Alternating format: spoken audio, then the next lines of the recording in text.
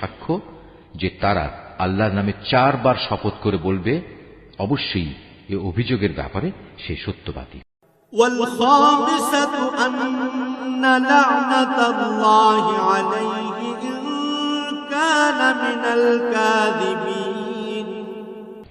এরপর 5ম বার শপথ করার সময় বলবে, মিথ্যাবাদীর উপর যেন আল্লাহ তাআলার গজব নাজিল হয়। ويدرأ عنها العذاب أن تشهد 4 شهادات بالله إنه لمن الكاذبين। কোন স্ত্রীর উপর থেকেও এভাবে আনিত অভিযোগের শাস্তি রহিত করা হবে যদি সেও 4 বার আল্লাহর নামে কসম করে বলে, এ পুরুষ ব্যক্তিটি হচ্ছে আসলেই মিথ্যাবাদী। والخامسة أن غضب الله عليها إن كان من الصادقين। অতঃপর সেও 5ম বার শপথ করার সময় বলবে, সে অভিযোগকারী ব্যক্তিটি সত্যবাদী হলে তার অভিযুক্তের ওপরও আল্লাহর অভিশাপ নেমে আসুক। ওয়ালাউলা ফাদলুল্লাহি আলাইকুম ওয়া রাহমাতুহু ওয়া আন্নাল্লাহা তাওয়াবুন হাকীম।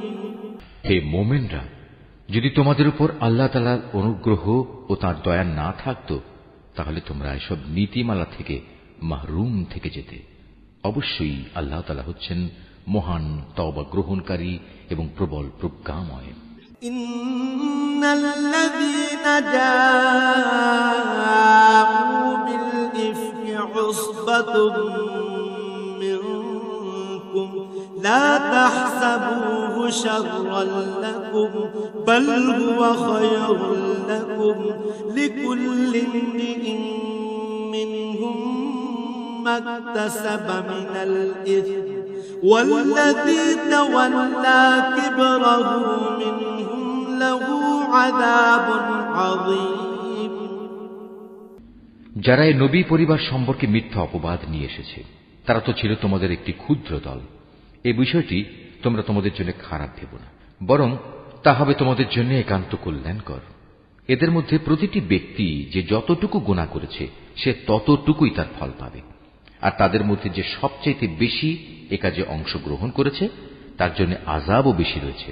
লাউলা ইয সামি'তুমুহু যান্নাল মুমিনুনা ওয়াল মুমিনাতু বিআনফুসিহিম খায়রান ওয়া ক্বালু হাযা ইফকুম মুবিন। যদি এই মিথ্যা ঘটনাটি শোনার পর মোমেন পুরুষ ও মোমেন নারীরা নিজেদের ব্যাপারে একটা ভালো ধারণা পোষণ করত, কত ভালো হতো যদি তারা একথা বলতো, এটা হচ্ছে এক